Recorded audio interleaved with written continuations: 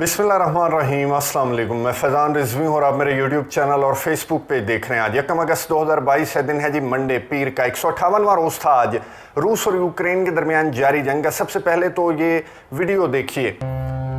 ये वीडियो है ओडेसा के पोर्ट से पहला शिप आज रवाना हुआ। तुर्की ने बताया था कि 1 अगस्त को पहला शिप जो है वो गंदम लेकर रवाना हो जाएगा। पहला शिप अमन अमान के साथ रवाना हो गया इस्तांबुल की जानिब, फिर ये जाएगा लेबनान। तुर्की की जानिब से यूनाइटेड नेशंस जो कि सालिस हैं इस ग्रेन डील के, उन्होंने बहुत ज़्यादा खुशी का इजहार किया। इसके अलावा Russia, Ukraine, United kingdom, America, NATO ममालिक की जानिब से भी एक सिलसिला आज पूरा रोज़ चलता रहा। इस ग्रेन के इस पोर्ट से रवाना होने के बाद तुर्की ने तो यहाँ तक कहा कि ये जो डील है, इस कश्ती के रवाना होने का मतलब ये है कि अब हम इस मामले को पीस टॉक की जानिब लेकर जाएंगे, यानी कि रशिया और यूक्रेन को हम बातचीत की टेबल पर बिठाएंगे। खुशी का इजहार करते हुए तुर्की के सदर रजब तैयब एर्दोगान ने कहा। लेकिन अभी फ़िलहाल ये जो ग्रेन का मामला है, ये महीनों का प्रोसेस है। पहला शिप अभी रवाना हुआ है। अभी 22 मिलियन टन जो गंदम है, जनास है, वो ओडेसा और यूक्रेन की डिफरेंट पोर्ट्स पर पड़ा हुआ है, जो कि यहाँ से रवाना होने में काफ़ी टाइम लगेगा। महीनों का वक्त जो है वो बताया गया है इस मुआहदे को मुकम्मल होने के लिए। मैंने आपको बताया था कि रशिया में बहरिया का जो दिन है वो मनाया गया, तो उसकी तकरीबात जारी हैं। रूस के अंदर मुख्तलिफ जो शहर हैं रशिया के, उनमें तकरीबात जारी हैं। ऐसी ही एक तकरीब में शिरकत की रूस के सदर व्लादिमीर पुतिन ने उस तकरीब से खिताब करते हुए क्या इंपॉर्टेंट बात की, वो बताने से कबल मैं आपको एक वीडियो दिखाता हूँ। वो वीडियो है रूस के सदर व्लादिमीर पुतिन जो एक तकरीब में शरीक हुए, उन पर मच्छर ने हमला कर दिया और बहुत ज़्यादा रिपोर्टिंग, बहुत ज़्यादा वीडियो भी वायरल हो रही है और इस पर रिपोर्टिंग कर रहा है यूरोपियन मीडिया, वेस्टर्न मीडिया, और ये बता रहा है कि मच्छर के हमले के पीछे एक बहुत बड़ा राज छुपा हुआ था जो कि पकड़ा गया। और व्लादिमीर पुतिन की बीमारी के हवाले से जिस तरह की रिपोर्टिंग, जिस तरह की सो कॉल्ड इंटेलिजेंस रिपोर्ट्स जारी की जाती हैं, तो बहुत बड़ा सबूत हाथ लग गया। यूके के हाथ और यूरोपियन मीडिया और वेस्टर्न मीडिया के हाथ बहुत बड़ा सबूत जो है वो कैमरे की आंख ने इस सबूत को कैप्चर कर लिया, रिकॉर्ड कर लिया। मैं आपको वो वीडियो भी दिखाता हूं। पहले मैं आपको ये बता दूं कि ये कहा गया कि ये वीडियो जो है ये बहुत बड़ा सबूत है व्लादिमीर पुतिन की बीमारी का। ये वीडियो देखिए, उसके बाद मैं आपको बताता हूं कि व्लादिमीर पुतिन को क्या बीमारी है जो कि इस कैमरे की आंख ने रिकॉर्ड की।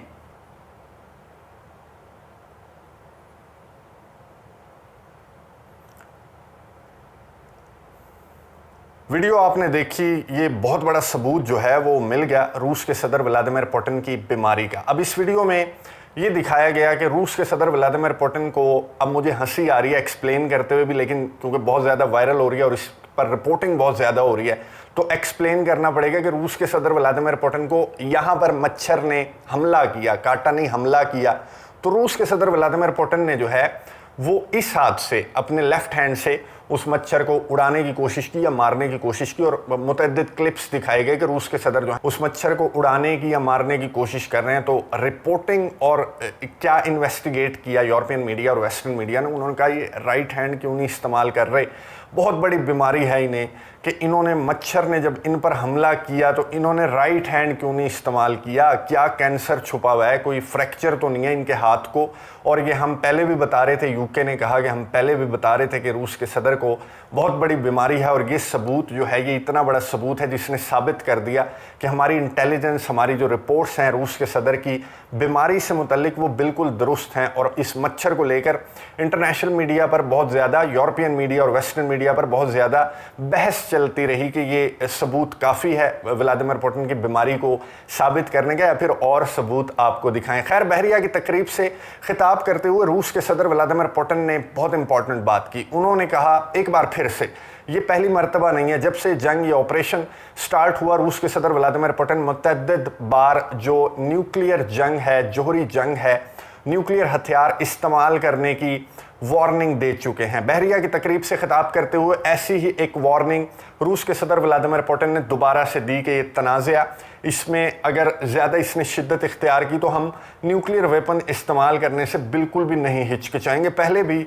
रूस के सदर व्लादिमीर पुतिन ने कहा था कि अगर नेटो वर्सेस रशिया हो गई ये जंग, तो नेटो और रशिया का कोई मुकाबला नहीं है। लेकिन रूस के सदर ने कहा था कि मैं आपको ये बता दूं कि अगर हम जीतेंगे नहीं तो हम हारेंगे भी नहीं। तो इस तकरीब से खिताब करते हुए भी रूस के सदर व्लादिमीर पुतिन ने ये कहा कि जीत किसी की नहीं होगी। न्यूक्लियर वेपन्स अगर इस्तेमाल हुए तो जीत किसी की भी नहीं होगी। यूनाइटेड नेशंस के चीफ एंटोनियो गुटेरेस ने भी एक तकरीब से खिताब करते हुए इसी तरह की बात की। उन्होंने कहा जो न्यूक्लियर हथियार हैं इसकी दौड़, मुकाबलेबाजी ख़त्म होनी चाहिए। ये तकरीब मैं आपको बता दूं, बहुत इंपॉर्टेंट ये इन्फॉर्मेशन है, स्पेशली जो स्टूडेंट्स हैं इंटरनेशनल रिलेशंस के और जो इंटरेस्ट रखते हैं इंटरनेशनल रिलेशंस में, उनके लिए बहुत इंपॉर्टेंट है ये सुनना। ये आपको नज़र आ रहा होगा, ये तकरीब थी एनपीटी मैं आपको बता दूं ये है नॉन प्रोलिफरेशन ट्रीटी। ये ट्रीटी जो है 1969 में मुतारिफ करवाया गया था, 1970s में ये इफेक्टिव हुआ था। ये एनपीटी का जो ट्रीटी है ये 1970 में इफेक्टिव हुआ था और इसका मकसद ये था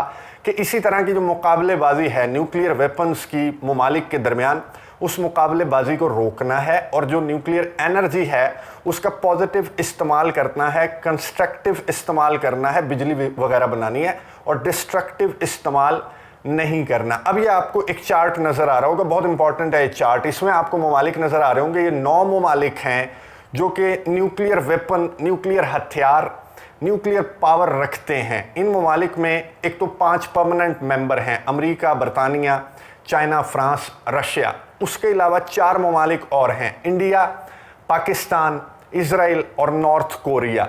अब 5 परमानेंट मेंबर्स में आपको ये नज़र आ रहा होगा कि जो 2 बड़े फ्लैग्स हैं वो हैं अमेरिका और रशिया के। रशिया 6000 से ज़्यादा न्यूक्लियर वॉरहेड्स रखता है और रशिया का ये कहा जाता है कि 14-1500 जो न्यूक्लियर हथियार हैं वो व्लादिमीर पुतिन के इशारे के इंतज़ार में बिल्कुल रेडी टू गो हैं।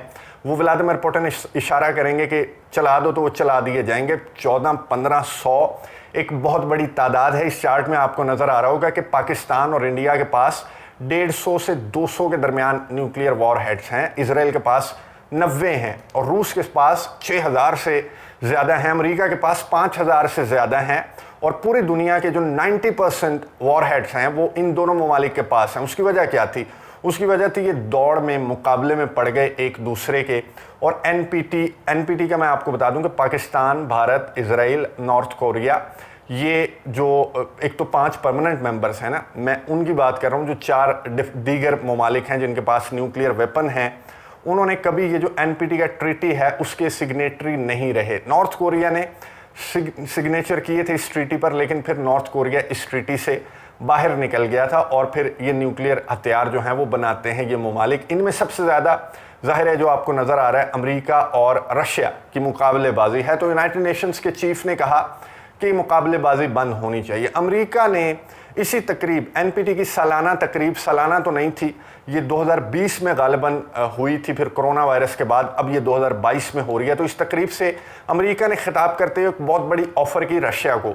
अमेरिका ने रशिया को ये कहा कि हम आपके साथ बातचीत के लिए तैयार हैं, जो मुकाबलेबाजी है न्यूक्लियर वॉरहेड्स की इसको थोड़ा सा कम करते हैं। मैं आपको ये बता दूं कि ये पहला ट्रीटी नहीं है, बल्कि अमेरिका और रूस के दरमियान इस तरह के बहुत सारे ट्रीटीज़ हैं कि इन दोनों ने न्यूक्लियर वॉरहेड्स, ये अननेसेसरी है, इतने ज़्यादा हज़ारों जो हैं आपने एक दूसरे के मुकाबलेबाजी में बना लिए, तो ये पूरी दुनिया के लिए एक बहुत बड़ा ख़तरा है। दोनों ममालिक की इस तरह की बातचीत होती रहती है, इस तरह के ट्रीटीज़ साइन होते रहते हैं कि चलो कम करते हैं, 1500 पे ले आते हैं। तो इसी तरह की ऑफ़र अमेरिका ने एक बार फिर से रूस को की, इसी एनपीटी की तकरीब से खिताब करते हुए कि आओ बातचीत की टेबल पर बैठते हैं। रूस ने मशरूत कर रखा है अपने वॉरहेड्स की तादाद को कम करने के लिए, अमेरिका से मशरूत कर रखा है कि अमेरिका करेगा तो हम करेंगे। ज़ाहिर है इन दोनों की पावर स्ट्रगल है, रस्साकशी है, जो आपको इस तनाज़े के अंदर भी दिखाई देती है। तो अभी तक क्रेमलिन की जानिब से, रशिया की जानिब से अमेरिका की इस ऑफ़र का जवाब नहीं दिया गया। जो ही जवाब दिया जाता है रशिया की जानिब से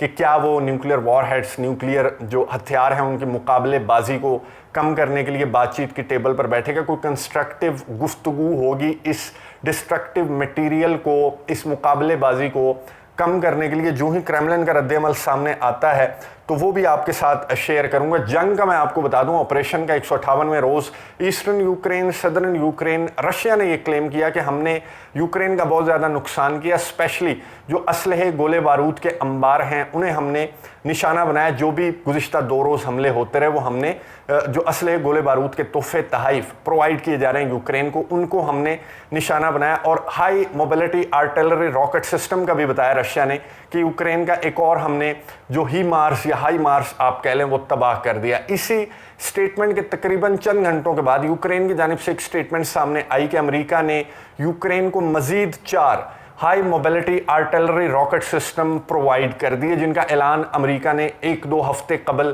किया था कि हम आपके जो ही मार्स हैं ये ख़त्म नहीं होने देंगे क्योंकि आप बहुत अच्छा इनका इस्तेमाल कर रहे हैं और रशिया को बहुत ज़्यादा डैमेज कर रहे हैं और एटलीस्ट रेजिस्ट बहुत अच्छा कर रहे हैं। तो 4 मज़ीद ही मार्स या हाई मार्स जो हैं वो भिजवाए गए हैं अमेरिका की जानिब से यूक्रेन को, वो रिसीव हो गए और अब उनके साथ यूक्रेन के सदर व्लादिमीर ज़ेलेंस्की ने दोबारा से वही स्टेटमेंट जारी की कि अब मैं अपने इलाके वापस लेने का जो ऑपरेशन है वो तेज़ करूंगा, क्योंकि अलादीन के चिराग के तौर पर इसे पेश किया जा रहा है। यूरोपियन मीडिया और वेस्टर्न मीडिया ने, रशिया ने इस पर गुफ्तगू करते हुए ये कहा कि ठीक है, इफ़ेक्टिव वेपन है या आप रेजिस्ट कर रहे हैं तो इसका मतलब ये नहीं है कि आप जंग जीत सकते हैं एक इस हथियार के सहारे पर। और रशिया जैसे जायंट के साथ मैंने आपको अभी जो ग्राफ दिखाया वो डेटा जनवरी 2022 का है, तो रीसेंट डेटा है जो मैंने आपके साथ शेयर किया, तो उसमें दिखाया गया कि 6000 से ज़्यादा न्यूक्लियर वॉरहेड्स हैं रशिया के पास। इंटरकॉन्टिनेंटल बैलिस्टिक मिसाइल है रशिया के पास। व्लादिमीर पुतिन ने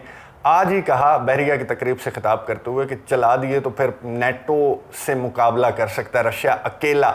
तो यूक्रेन बहरहाल ये high mobility artillery rocket system या जो भी इमदाद यूरोपियन यूनियन की जानिब से आज 1 बिलियन यूरोस का ऐलान किया गया यूक्रेन के लिए, और ये कहा कि आप रिकंस्ट्रक्शन के लिए, अपने इलाकों के लिए, अपने लोगों के लिए इस पैसे को इस्तेमाल कर सकते हैं। तो मदद इमदाद जो है वो यूक्रेन को प्रोवाइड की जा रही है अमेरिका की जानिब से, नेटो ममालिक यूरोपियन कंट्रीज़ की जानिब से प्रोवाइड की जा रही है यूक्रेन को। और ये जो शिप का निकलना है ये बहुत अच्छा साइन है। और तुर्की ने ये भी कहा कि बातचीत की टेबल पर मैं दोनों ममालिक को ले आऊँगा, अगर ग्रेन का मामला हल हो सकता है तो ये बातचीत की टेबल पर भी बैठ सकते हैं। लेकिन मेरी अंडरस्टैंडिंग के मुताबिक रशिया जब तक ओडेसा को कंट्रोल नहीं करेगा बातचीत के टेबल पर नहीं बैठेगा। यूक्रेन जब तक अपने इलाके वापस नहीं लेगा यूक्रेन भी बातचीत की टेबल पर नहीं बैठेगा। लेकिन तुर्की के सदर रजब तय्यिप एर्दोगान जो हैं वो बहुत ज़्यादा पुरुमीद है। नज़र रखेंगे कि तुर्की के सदर की कोशिशें किस हद तक कामयाब होती हैं। आपको अपडेट्स देता रहूँगा। अगली वीडियो तक के लिए इजाज़त दीजिए। अल्लाह हाफ़िज़।